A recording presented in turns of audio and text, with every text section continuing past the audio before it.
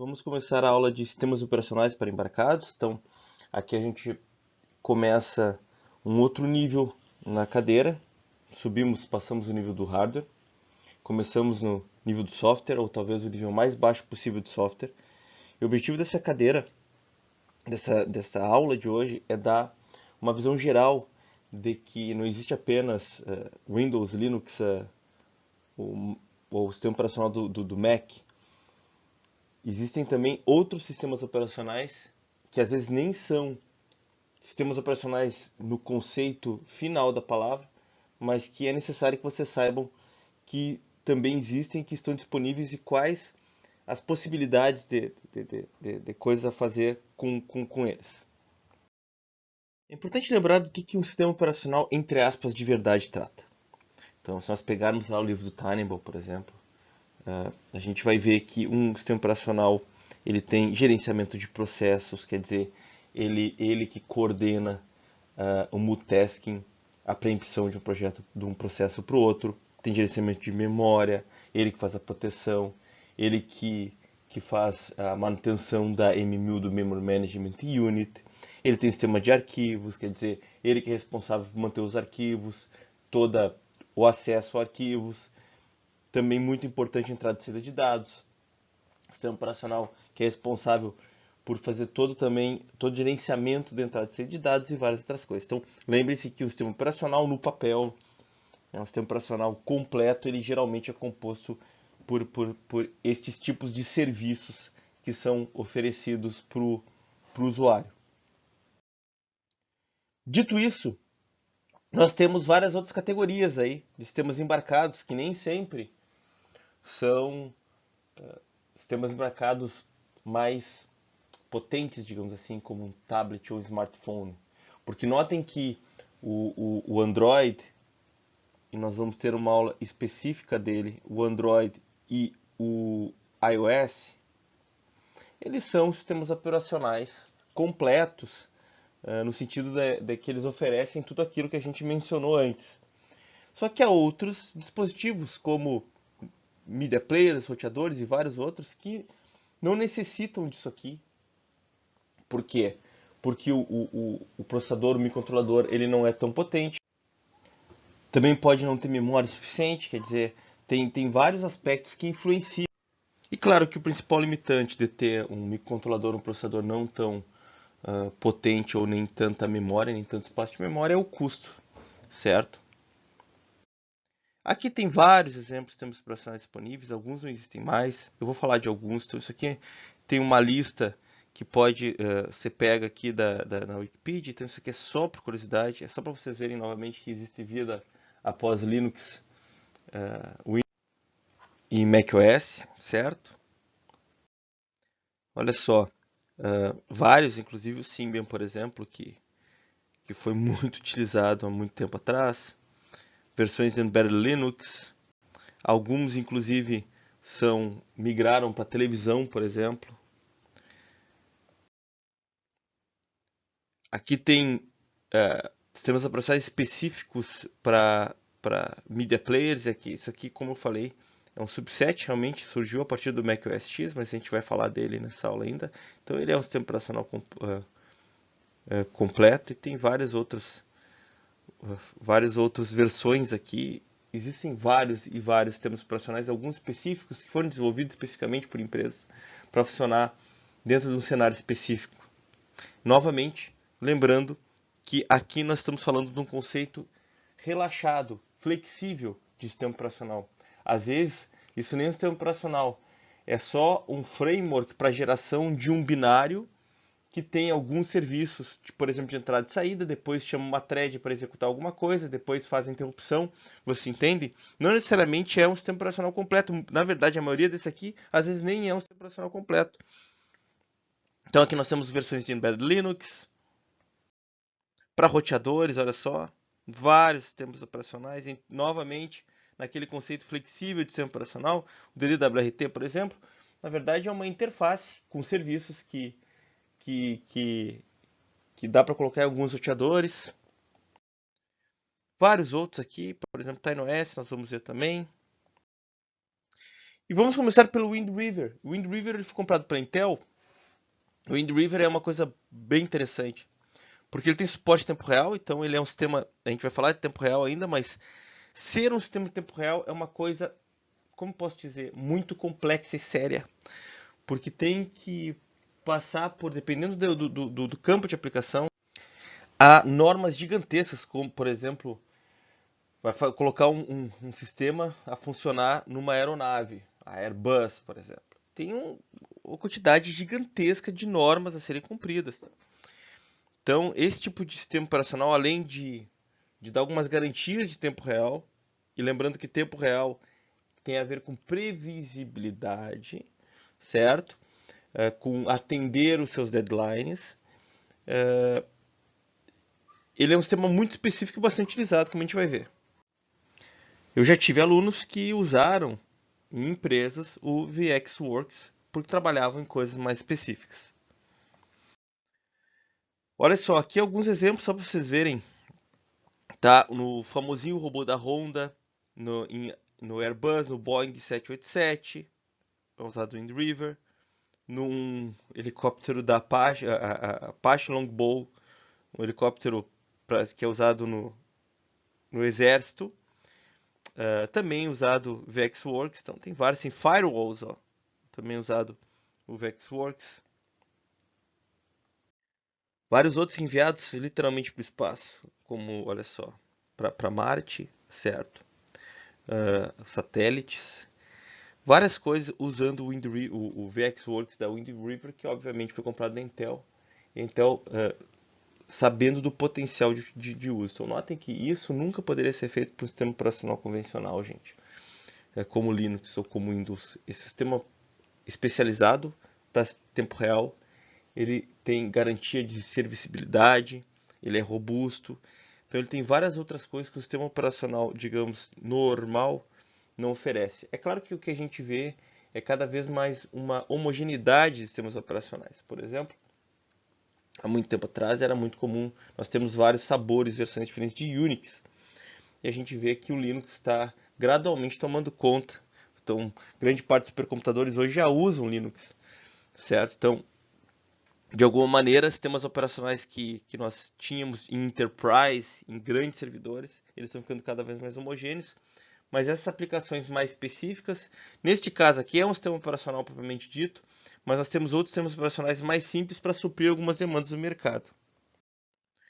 O Symbian, que foi descontinuado, um exemplo de que se não fica de olho no mercado, ele desaparece, com suporte parcial a POSIX, nós vamos ver depois. E era utilizado, gente, em vários celulares Ericsson, Nokia, PDAs. Vocês provavelmente, se não vocês, o irmão mais velho, o pai de vocês usou o Symbian, com certeza.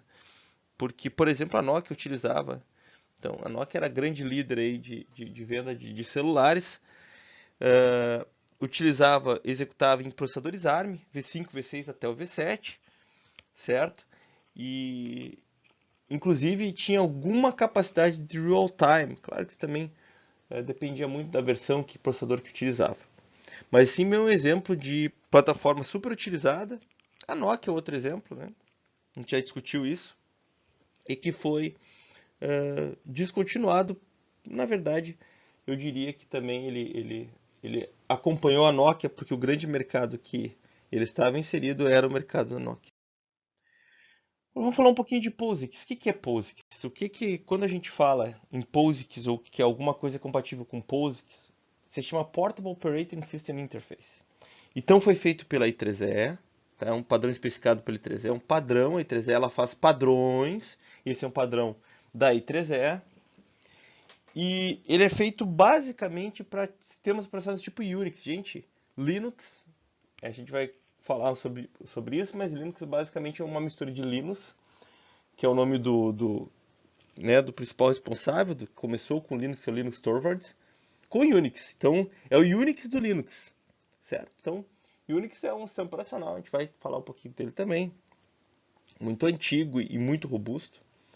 E primeiro foi feito apenas uma API, quer dizer, o que é uma API? Application Program Interface. É definir como é que o programa se comunica com o sistema operacional. Por exemplo, biblioteca de threads, pthreads. Já ouviram falar de pthreads? Por quê? De POSIX. Então, como que eu chamo? Como é que vai se comportar? Isso é definido no padrão. Então, todos que são compatíveis com POSIX em tal versão que suporta thread, eu vou poder usar a pthreads, certo? Isso que é o POSIX. Notem como é importante. Não adianta eu ter um programa escrito em C que usa pthreads e eu ir para um outro sistema operacional que eu consigo compilar o C, mas não tenho o POSIX, padrão POSIX número tal, que faz a especificação de threads. Ele não vai funcionar. O que mais que define o POSIX? Linhas de comando shell, interface utilitários, serviços básicos, como arquivos e terminal. Então vamos ver um pouquinho mais detalhes. Olha só, o POSIX 1, o que tinha? Primeira versão, 88. Definia timers, pipes, quer dizer, a comunicação interprocesso, como funciona sinais, segmentation, violações de memória, a C-Library Standard, tá? Comunicação, como é que funciona, comunicação do sistema operacional. Já 1B em 93, sinais de tempo real, semáforos, passagem de mensagem, como é que funciona a memória compartilhada, certo? Priority Scheduling. Então, basicamente, Real-Time Extensions, 93. Aí 1C em 95, chegamos à criação de thread, controle, scheduling, sincronização, que é muito importante. O POSIX 2 começou a definir alguns utilitários, como o shell. O que é o shell? Bash, o C shell, tudo isso deveria se comportar. Então, como é que o interpretador de comandos, que é o interpretador de comandos, quando você digita um comando, como é que ele deve se comportar? Qual é a interface básica que ele tem que ter para ser considerado POSIX 2? Aí nós temos 2001 e assim por diante, certo? Então, depois da gente falar de POSIX, o que é o Windows CE? O Windows CE foi bastante utilizado também. É um sistema operacional multithreaded, que eles falam de tempo real, mas há controvérsia, a gente vai discutir mais sobre isso. E notem que nós temos várias arquiteturas suportadas, ARM, MIPS e x86 das mais famosas. Esse aqui é o histórico do CE. O CE foi bastante utilizado. E eu diria que ele começou a morrer quando o iPhone foi lançado, porque nós tínhamos vários PDAs, por exemplo, com o Windows CE. E até hoje, por incrível que pareça, nós usamos o Windows CE, alguma continuação do Windows CE em GPS. Esses dispositivos GPS baratinhos geralmente tem uma versão do Windows. E até em alguns estações multimídia de carros não muito antigos também rodam Windows CE. Então começou em 96, 97, está aqui o timeline de curiosidade para vocês, certo? Notem que o Windows CE ele não é código aberto, mas ele é uma shared source, quer dizer, todo kernel do Windows CE tem seu código disponível para consulta. Por que eu estou falando de coisas um pouco mais antigas? Porque tem alguns conceitos, como eu já falei de POSIX, que eu quero falar aqui também, que é a questão de componente. O que é isso, gente? Ora, se eu tenho um sistema que eu tenho restrição de memória, um sistema operacional, esses sistemas operacionais são baseados em componentes. Eu tenho um framework, e esse framework, ele oferece, eu selecionar, eu quero usar tal serviço, agora no carro não vai ter isso, então eu não vou colocar. Mas então eu tenho esse serviço aqui, e eu quero usar tal coisa também, e ele me gera o binário enxuto, porque vai ter alguns componentes que eu não usei, para oferecer apenas o serviço que eu quero. De uma certa forma, a própria geração do kernel do Linux também é baseada em componentes. A gente também vai ver isso aí, certo? Mas essa coisa de componentes que a gente não vê, por exemplo, no Linux, no Windows, quer dizer, a gente está instalando o Windows e ele instala o serviço, ele vai instalando o driver à medida que é necessário. Se a gente não vê no nosso Windows do desktop. Então o Windows CE era assim.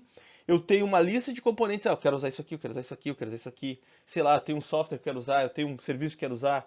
Comunicação de rede eu não preciso, agora eu preciso de tela de 640 480, então vou colocar um componente que serve para isso aí. eu preciso colocar um outro um player de multimídia. Então, tudo isso são componentes que seleciona a partir de algum tipo de framework, de algum tipo de suporte que pode ser melhor ou pior, depende muito do sistema operacional, e ele vai gerar esse sistema operacional, por isso que é componentizável. Nós também tivemos uma versão embedded do Windows XP, que nada mais é que uma versão de componentes do Windows XP, também foi usado muito pouco, e esse aqui que tu usava para desenvolver, tu podia desenvolver um aplicativo e gerar o Windows a partir de componentes, que era um Windows, queira ou não, menor, porque obviamente a gente precisava de espaço de memória, como eu já falei. Por exemplo, um totem num shopping poderia ter lá um Windows XP baseado em componentes. Aí nós temos o Windows Phone, que foi de 2010, então eles quebraram o Windows CE, a família Windows CE, e foram para o Windows Phone. Foi uma tentativa do Windows, olha só quando, gente, 2010, ó, quando a Apple já era dona do mercado e o Android estava começando a tentar atacar, começando a fazer um pouco de sucesso, principalmente com a Samsung. Não deu certo, eles foram depois para o Windows 10 Mobile, que foi uma tentativa de unificação com o Windows 10. A gente viu, inclusive, alguns tablets usando o ARM com o Windows 10. O Surface é um exemplo deles. Algumas versões mais antigas do Surface usavam ARM. E também não deu muito certo, tá? E nós temos um outro sistema operacional, também esse aqui é curiosidade, que é o Industrial Tron. É um sistema operacional ainda bastante utilizado, novamente sistema operacional com uma pitada de sal, certo? Nem sempre sistemas operacionais têm tudo que o sistema operacional que a gente conhece, digamos assim, tem. Não é? Não tem, pode não ter multitarefa preemptiva, como Linux, ou um sistema de arquivos mais robusto, ou um sistema de I/O mais robusto, certo? Então, o Itron ainda é utilizado. Hoje, em 2020, eu procurei sobre dados dele, ainda é utilizado. O Ecos não, o Ecos também era um sistema operacional de tempo real de código aberto, que foi até 2019, que suportava várias arquiteturas e tinha compatibilidade com POSIX, tá? E os softwares da GNU, quer dizer, o que era o GNU? GNU Linux, né? GCC, é o GNU C Compiler. Então a GNU foi um movimento que surgiu inclusive antes do Linux, que tinha várias ferramentas de código aberto para ser usadas em Unix. Então nós tínhamos o C Compiler, o GCC, o GNU C Compiler. Então, digamos que facilitou bastante a vida do nascimento do Linux quando havia toda uma infraestrutura, um ferramental da GNU de código aberto para ele utilizar. Então o Linux na verdade surgiu com o kernel e depois usando ferramentas do GNU. Então por isso que muita gente inclusive fala que o nome correto seria GNU Linux, não apenas Linux. O Linux é um outro sistema operacional também utilizado que suporta tempo real, e um dos exemplos aqui é a arquitetura das impressoras HP. Eu não vou entrar em detalhes aqui, mas usa o Lynx, certo? Então olha só a pilha de aplicação de uma impressora da HP, isso aqui é relativamente antigo, mas notem que também não é uma coisa muito simples, porque claro, a HP ela tem uma família enorme de impressoras, e ela tem que ter algumas camadas. O que facilita essas camadas aqui, apesar de potencialmente fazer com que o desempenho seja perdido um pouco de desempenho, facilita o desenvolvimento de uma família grande, porque quando tu muda alguma coisa, tu potencialmente pode mudar uma ou duas camadas sem mudar as outras. Então, ele é compatível com o POSIX e ele é compatível com a ABI. Já vamos ver o que é a ABI, certo?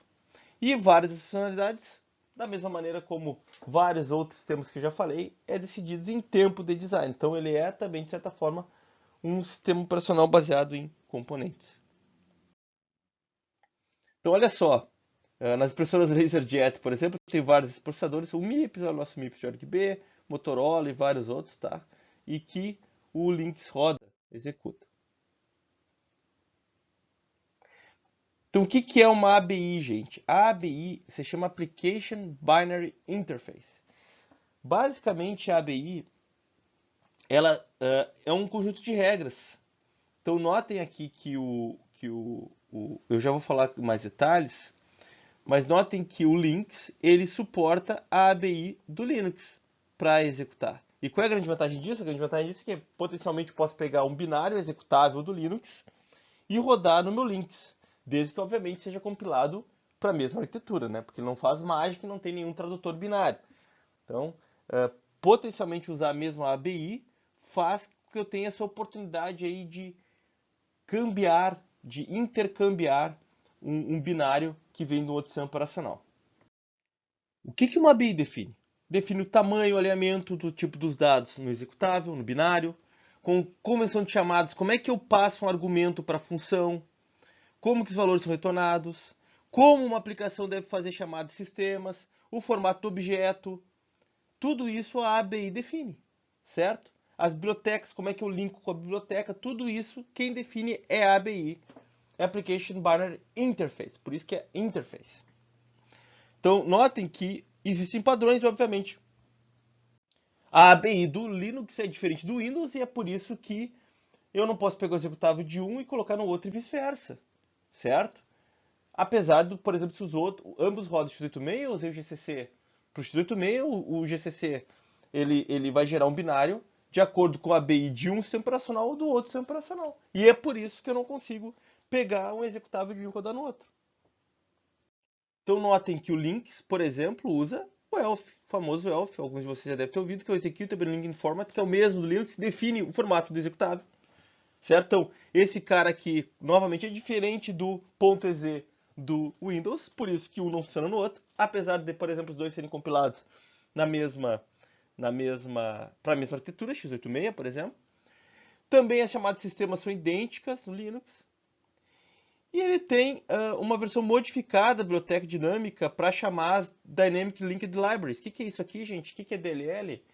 Eu tenho uma biblioteca que ela é linkada dinamicamente. Eu estou executando o meu programa, eu tenho uma chamada biblioteca, só que a biblioteca não está compilada estática, ela não está no binário. Então ela vai chamar essa biblioteca de maneira dinâmica, o sistema operacional é responsável por linkar isso. Pegar o meu binário que está sendo executado e linkar com a biblioteca dinâmica. Qual é a grande vantagem disso? É que eu tenho, a principal vantagem é que eu preciso ter apenas uma cópia do código dessa biblioteca, porque eventualmente um outro programa pode chamar essa biblioteca também. Eu posso, se eu estou compilando meu programa, eu posso ligar uma flag e compilar meu programa de maneira estática, certo? Colocar a minha biblioteca dentro do meu, ou as funções que eu uso a biblioteca dentro do meu binário. Eu posso fazer isso também. O padrão, porém, é dinâmico. Aqui também é mais curiosidade, ele usa como eu já havia falado, um sistema de linkagem dinâmica que é o padrão do Linux, fazendo linkagem, setando as referências e tal. Então, isso aqui é mais curiosidade, tá? Por que eles fazem isso? Para facilitar o desenvolvimento, para facilitar a reutilização de código, certo, gente? Vou falar um pouquinho do TinyOS, que é um sistema operacional, e aqui também, novamente, com grão de sal. Não é exatamente, a gente vai ver, não é exatamente um sistema operacional, é um framework que gera um conjunto de binários para facilitar a execução de uma plataforma específica, que no caso é rede de sensores. Aqui tem um exemplo de um sensor, de uma arquitetura de sensor. A gente vai ver com mais calma na aula específica, mas notem que ele é pequeno, olha, comparado com o tamanho de uma moeda, e ele basicamente ele tem um microprocessador, às vezes um coprocessador para fazer uma interface, como por exemplo com uma EEPROM. Obviamente ele tem um tipo de sensor, nesse caso tem dois sensores de temperatura de luz. Então ele tem um coprocessador, ele tem sensor, afinal é a razão dele existir. E claro que ele tem rádio, porque eventualmente esse sensor ele tem que se comunicar com outros sensores e assim por diante. Certo? Então, novamente, esse tipo de coisa a gente vai ver com mais detalhes. A gente vai ter uma aula específica sobre isso. Mas o mais importante é óbvio que olhando para uma arquitetura dessas, a gente não vai esperar vários processos sendo executados, nenhum usuário chegando lá e rodando um outro programa, um novo programa. É claro que outra coisa que é bem importante de perceber é que muitas vezes esses sensores eles são literalmente atirados em algum lugar e eles têm uma vida, um tempo de duração que é limitado pela bateria. Então, muitas vezes esse sensor não vai ficar executando continuamente. Ele vai ser acordado, ele vai processar, ele vai pegar algum dado que está gravado na memória que veio do sensor lá, de um sensor, por exemplo, analógico. Ele vai processar de alguma maneira e vai usar o rádio para passar adiante. Então notem que a própria infraestrutura do sistema, a natureza do sistema, faz com que o modo de funcionamento dele seja bem diferente de um processador que a gente esteja acostumado. E isso reflete também novamente, vou desenhar sistema operacional, entre aspas. Então, o que um sensor tem? Isso aqui, novamente, é mais para curiosidade. Ele tem um rádio, certo? Que consiste em um interceptor e componentes para potência de sinal, para fazer a comunicação entre sensores. Ele possui sensores, obviamente, nesse caso, sensor de temperatura, que utiliza o barramento que é relativamente famoso aqui para conectar dispositivos. E qual é a definição do TinyOS? TinyOS olha só, não foi eu que usei, eles usaram. É um sistema operacional desenvolvido para sistemas embarcados, sem fio, low power, baixa potência. Então, fundamentalmente, é um scheduler, por quê? Porque eu tenho vários serviços que têm que ser executados de tempos em tempos, ou tem um trigger, quer dizer, tem um gatilho para executar.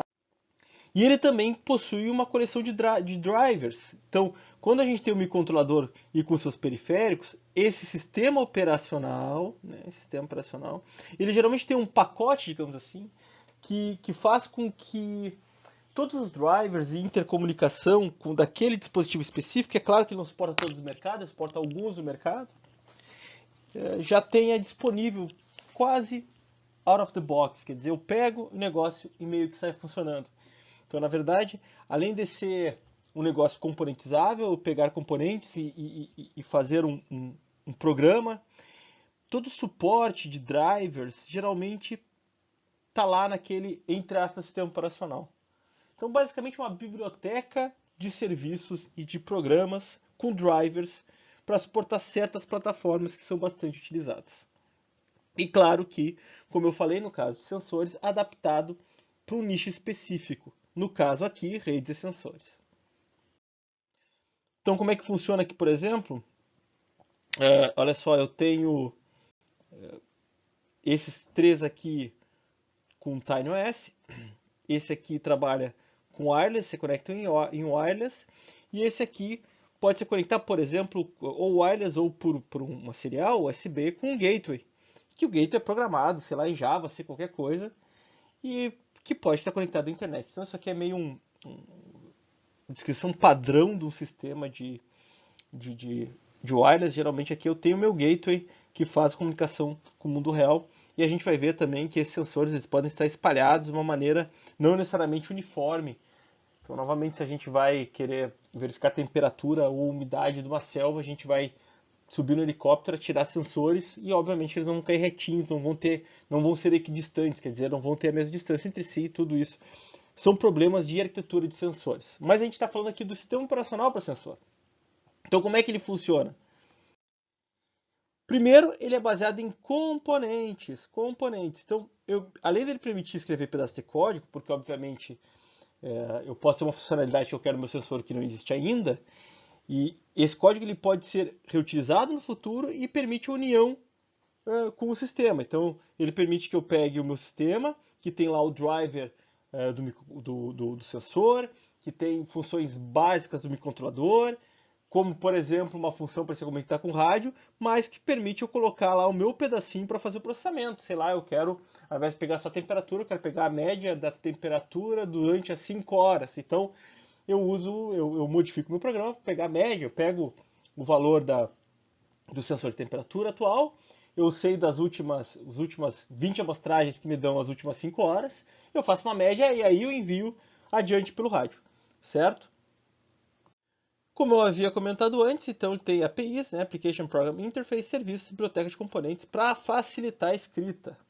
Então, Isso é uma coisa que eu vivo repetindo e vou continuar repetindo. Quando vocês querem escolher uma plataforma para fazer alguma coisa, primeiro você tem que verificar se a plataforma é para aquilo, serve para aquilo, senão vocês vão tentar reinventar a roda.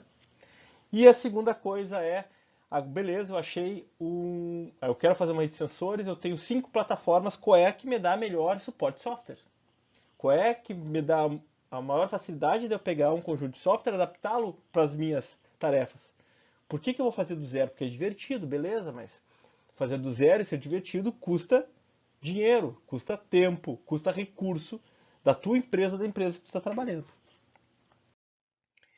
Então, o TinyOS é um modelo de programação baseado em componentes e basicamente é um NC, que basicamente é um C com features para componentes de concorrência, basicamente para fazer handler de exceções. Eu já vou explicar com exemplo, e isso ele é responsável por dar triggers de outras funções de executar, certo? Então, esses componentes, eles se conectam através de interfaces definidas pelo NC e com configurações que ligam componentes uns aos outros. Então, por exemplo, o que é uma task? Então, o modelo é uma task. Basicamente, quando eu dou um trigger numa task, ele chama run to completion. Quer dizer, ela não é preemptada, ela executa, ela pode dar o trigger em outras tasks, ou ela pode retornar para a task anterior. Professor, que escalonador que tem? Notem, não é exatamente um escalonador. Na verdade, olha só, eu posso enviar comandos para componentes de nível mais baixo, eu posso sinalizar eventos para componentes de nível mais alto, então tem uma hierarquização, no sentido que eu posso mandar alguma coisa dos níveis mais baixos, que eu defini de níveis mais baixos fazerem, e eu posso sinalizar para os níveis de cima. Por exemplo, foi feito, certo? Podem chamar outras tarefas dentro do componente, e as tasks são enfileiradas, executadas segundo o algoritmo de first in, first out. Então nota que não é exatamente um scheduler, é um scheduler no sentido de que ele organiza as coisas, mas ele não é um scheduler preemptivo, por exemplo, que vai pegar uma task e vai preemptar a task e colocar para outra. É mais um organizador. Então, digamos que essa é uma palavra mais correta. Ele vai gerar um conjunto de binários para cada sensor, que pode ser chamados entre si, certo? E que podem ser sinalizados. Então, esse aqui sinalizou para esse dizendo que deu ok, por exemplo. E essa infraestrutura que permite que eu coloque o meu código aqui, esse é o código do programador, mas que toda essa tarefa de comunicação não é que seja abstraída, porque o programador vê na prática, mas está pronta. É isto que é o TinyOS, é toda a infraestrutura de comunicação e um modelo de programação, um modelo de computação que é fortemente acoplado ao modelo do nosso hardware, que é um conjunto de sensores. Certo? Então, por exemplo, esse aqui é o exemplo do Blink.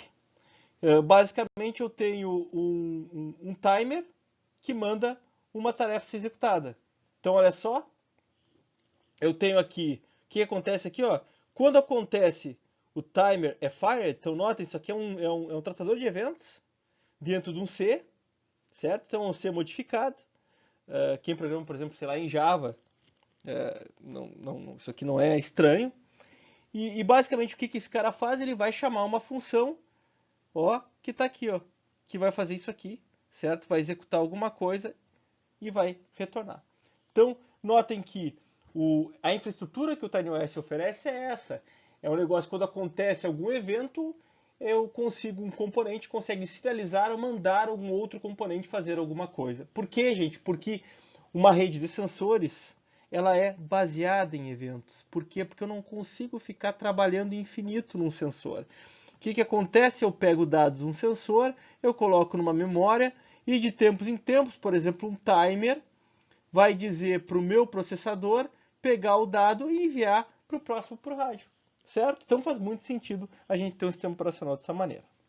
Vamos falar do UC Linux, que é uma versão diminuta, que fala que tem quase todas as vantagens do Linux, que é obviamente uma distribuição gratuita, assim como o Linux, mas notem que agora em 2020, antes de gravar essa aula, eu procurei e ele aparentemente está descontinuado. Então, se as pessoas ainda o usam mais por legado, porque continuam usando, porque serve para os seus propósitos. Mas notem que, por exemplo, o UC Linux ele não tem suporte para M1000, por exemplo. Então já notem que é um sistema operacional muito muito limitado, porque quando a gente não tem suporte M1000, a gente não consegue fazer proteção de memória, a gente não consegue fazer facilmente preempção de tarefas. Tá? Então, o que eles fizeram? Eles tentaram adaptar esse UC Linux aqui para dispositivos mais simples ou para microcontroladores que naturalmente não tem o Memory Management Unit, que dá suporte, por exemplo, para paginação nos processadores modernos. Então, como eu falei, não implementa memória virtual, tem um tamanho de kernel pequeno e não implementa algumas chamadas como fork, tá? No Linux, o que faz com que seja bastante limitante. Por exemplo, eu não consigo criar uma tarefa. A gente vai ver que ele gera, aqui estão os requerimentos, certo? Então notem que é um requerimento bem menor do que o Linux. É um microcontrolador que tem 132 bits, mas precisa de 512K de RAM, recomendado 2 MB, que é muito pouco, 512K de ROM, e tem um compilador C, provavelmente um GCC original, um GCC Lite, com alguma biblioteca Lite, a gente vai ver isso aí também, com um timer de hardware com interrupção. Então, olha só, isso aqui é interessante, ele tem um flat binary. Por quê, gente? Porque ele gera um bináriozão, com programa, certo? E é por causa disso, inclusive, que a criação de tarefas com fork é limitada. Então, gera um bináriozão. Notem, por exemplo, que não tem pilha dinâmica, a memória não pode ser desfragmentada, não tem paginação, não tem swapping, quer dizer, se a memória está cheia, acabou. Então, notem que é uma coisa bem simplificada, um Linux bem simplificado, que eu tenho um binary, que ele vai executar um programa, ele vai pular para outro, ele vai pular para outro para executar e assim por diante. E o Linux que faz todo esse management aqui. E qual é a grande vantagem disso? Ele é um sistema operacional limitado, mas teoricamente tu pega todas aquelas aplicações de legado escritas para o Linux e tu pode reaproveitar, e isso pode ser bastante interessante. Aqui são as arquiteturas que suporta, bastante coisa. Então, olha o nosso famoso ARM aqui. Alguns da Motorola. E aí nós vamos para o iOS, famoso iOS, que tem que ser falado. Professor, e o Android? O Android nós vamos falar numa aula específica. Então, que é usado no iPhone e no iPad. Esse aqui é o histórico dele. Ele começou com o primeiro iPhone em 2007. Certo? Então, ele foi lançado em junho de 2007, foi revelado em janeiro. Então, claro que nós temos várias versões novas aqui que vão no iPhone e no iPad, certo? Aqui que vão no iPhone, no iPod Touch, no iPad Mini e assim por diante. São versões do iOS, então são uma das explicações, inclusive, do porquê que o iOS ele é bem mais eficiente que o Android, porque a Apple ela naturalmente tem poucas versões dos seus sistemas, então ela consegue customizar de maneira muito melhor. Notem que também o iOS é usado para obsolescência programada, quer dizer que não só o iOS, né? A Samsung, por exemplo, também faz isso, de ter um sistema operacional que tu tem lá uma geração, comprou em um ano, outro ano, vamos chutar 4, não sei exatamente se é 4, mas tu tem o upgrade aqui de software até esse ano, e depois tu não tem mais upgrade, então obviamente com o passar do tempo alguns apps vão precisar das APIs, das bibliotecas mais novas, e a gente não vai conseguir instalá-las nesses mais antigos, ok? Notem que aqui é uma versão um pouco mais nova aqui do histórico que eu tinha mostrado para vocês. Então nós estamos aqui, agosto de 2020. Notem que a partir da versão 7 ele começou a suportar a versão 64 bits do ARM, que nós já vimos. Até a versão 6 era só 32 bits. Então da 7 até a versão 10, isso é de 2014 a 2019, nós tínhamos as duas versões suportadas, com o iPad, o iPhone e o iTouch. Está aqui todas as versões. E finalmente, depois de julho de 2015, aqui nesse ano, as novas versões, olha só, a partir daqui, não foi uma boa escolha de caneta, a partir daqui, só suporta a versão do ARM 64 bits, significa também que vai entrar aí alguns iPads, iPhones que usam versões mais antigas, que usam o ARM 32 bits. O iOS ele é derivado do OS X, que compartilha a base do Darwin, que é um outro sistema operacional, em outros frameworks. E eles têm 4 níveis de abstração, que é o Core OS, Serviços, Media Layer e Cocoa Layer, que é usado no iPad, no iPhone, no iPad Mini, no Touch e na própria Apple TV. Por curiosidade, o Darwin ele é um sistema operacional do tipo Unix, assim como Linux, né, de certa maneira, de código aberto, lançado pela Apple. Tá? Então, o OS X compartilha a base do Darwin. E notem que o próprio Darwin ele vem do Next Step, do BSD, do Mac, que são outros sistemas operacionais. Por curiosidade, o Next ele foi na época que foi lançado, ele era um sistema multitarefa orientado a objeto. Isso foi lançado em 89. O BSD, que é Berkeley Software Distribution, é um sistema operacional do tipo Unix, e isso também gerou, por exemplo, o FreeBSD, o OpenBSD, que poderia inclusive algumas dessas variantes. Hoje a gente poderia estar usando essas variantes e não o Linux, mas também isso é uma outra história. E o Mach, que é M-A-C-H, ele foi feito em Carnegie Mellon e é citado como um dos primeiros exemplos de sistema operacional de microkernel. Se vocês fizeram sistemas operacionais, vocês vão lembrar que a gente tem diferença entre microkernel e kernel monolítico, certo? Então, esse é geralmente citado como um dos exemplos de microkernel.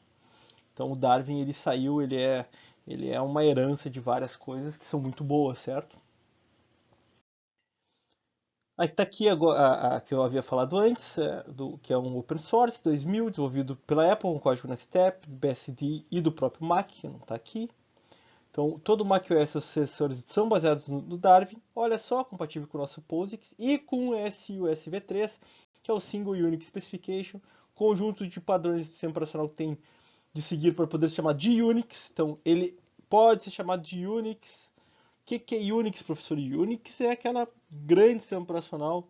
Procurem na internet sobre a história do Unix.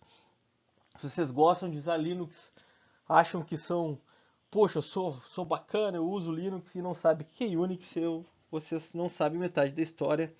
Recomendo fortemente a pesquisar em Unix. Eu, quando era aluno, não faz tanto tempo assim, gente, eu usei bastante Unix. Então, notem que ele é um kernel híbrido, que ele combina partes do microkernel do Mac com elementos do BSD e uma API para device drivers. Então, ele é mais ou menos baseado em microkernel, que tem várias vantagens. Uma das desvantagens em microkernel é o desempenho e tal, então tem muitos truques para melhorar o desempenho de microkernel, porque quando tu tem o kernel monolítico, tu basicamente está dentro do mesmo espaço de processamento de memória, mesmo nível de proteção do processador, então tu não precisa gastar muito tempo em chaveamento quando tu vai de um serviço para o outro. E microkernel não, microkernel tem várias outras vantagens, novamente não é aula de sistemas operacionais, mas é uma coisa muito bacana, e também para falar que o Darwin é realmente um sistema operacional muito legal, um sistema operacional que foi muito bem pensado quando ele foi criado. E, novamente, isso aqui é uma coisa bacana também de se pesquisar se vocês tiverem curiosidade. Aqui são as camadas, a camada do OS X, certo? E aqui é a camada do iOS, que basicamente, como eu tinha falado antes, é o core dos serviços. Aí depois a mídia, o Cocoa Touch, que é onde as aplicações rodam em cima. Eu vou deixar, então, novamente, o Cocoa é o framework para o OS X, que a versão iOS se chama Cocoa Touch, que é que se compõe bibliotecas, APIs, runtime, e a maior parte é implementada em Objective-C.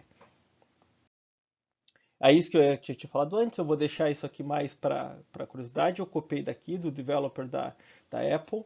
Então o CoreOS é aquela camada bem embaixo, que é onde tem o kernel, file system, a infraestrutura de rede, de segurança, o power management, lembrando que ele é compatível com várias especificações como POSIX, os device drivers, então é a parte mais baixa do sistema operacional, imaginando o sistema operacional como uma pilha de 4 níveis. Aí tem os core services. O que a gente tem aqui? Tem alguma coisa que está um pouco acima, como por exemplo, serviços baseados no hardware, como GPS, compasso, acelerômetro, giroscópio, e algumas outras bibliotecas, como manipulação de string, comunicação de rede, quer dizer, o que faz meio campo entre esse cara e esse cara de cima. Aí nós temos o Media, que basicamente é a camada para multimídia e gráficos, que inclui, por exemplo, OpenGL, Embedded Systems e outras APIs gráficas de vídeo. E, finalmente, o Cocoa Touch, que é o framework que suporta as aplicações, certo? Por exemplo, tem o GameKit, MapKit, etc. E aqui tem mais uma explicaçãozinha que fica para vocês verificarem se tiverem curiosidade sobre o Foundation e o Kit aqui. Para finalizar, vamos falar um pouquinho de RTOS, que muitas vezes é chamado de RTOS e, novamente, nossa definição de sistema operacional, que nem sempre é um sistema operacional de verdade. Então, muitas vezes um RTOS é um sistema componentizável, que tem drivers para plataformas específicas e que tem um suporte de tempo real, quer dizer, nos oferece algum tipo de previsibilidade. E geralmente a gente vai falar nisso numa aula específica, tem escalonadores específicos para RTOS, para sistemas de tempo real. Ok? Então, por enquanto, a gente não vai entrar em detalhes, mas é isso que eu quero que você saiba. Então, na vida real, esses RTOS, eles oferecem, ok, eu tenho um RTOS para tal plataforma, com tal microcontrolador. Ele vai oferecer um framework para eu desenvolver o meu programa. Vai me dar um escalonador. E ele pode gerar, inclusive, um flat binary, um binário flat, para eu colocar lá e para executar. E aquele escalonador vai me garantir previsibilidade do sistema, que é o que a gente quer no sistema operacional de tempo real. É um escalonador eficiente. Então, notem que quais são as desvantagens que a gente coloca num microcontrolador com pouca memória. Vai ocupar mais memória, obviamente. Tem o overhead do processador, porque ele vai gerenciar threads. Obviamente também vai ter uma prioridade, porque o sistema operacional em si ele vai ter que ser executado. Então, como manter isso aí? O próprio sistema operacional é um serviço com alta prioridade, que tem que ser levado em conta quando a gente está escalonando. Porque, gente, o que eu tenho em RTOS é basicamente eu lançar serviços diferentes que têm deadlines específicos e eu tenho que cumprir esses deadlines. Eu tenho que deixar pronto o serviço antes do meu deadline, porque pode acontecer algum erro. A gente vai discutir isso um pouco mais. Eu falei na aula de requisitos não funcionais, pode ser soft real time, pode ser hard real time.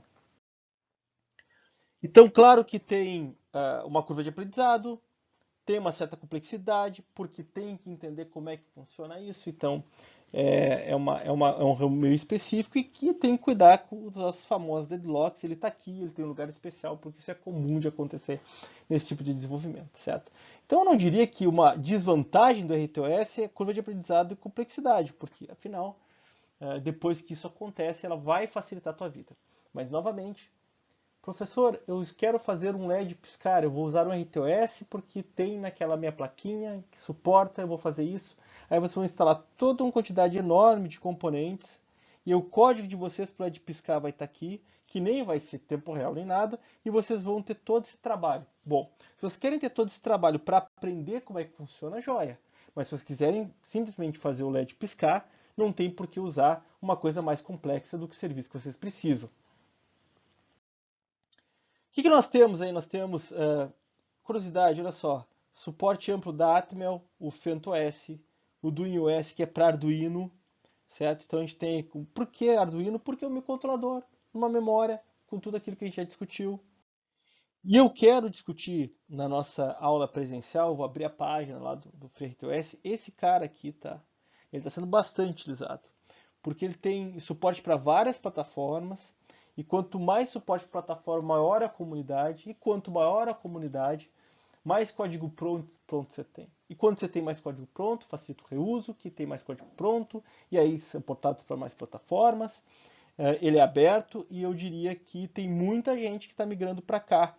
Quais são essas pessoas? São pessoas que precisam de uma placa que não é muito cara, tem um certo microcontrolador qualquer e tem que fazer, às vezes nem precisa de um suporte tempo real, preste atenção, apesar de ser RTOS, nem precisa de um suporte de tempo real, mas precisa dos drivers para fazer o negócio funcionar, para fazer o processador se comunicar com os componentes que tem na plaquinha.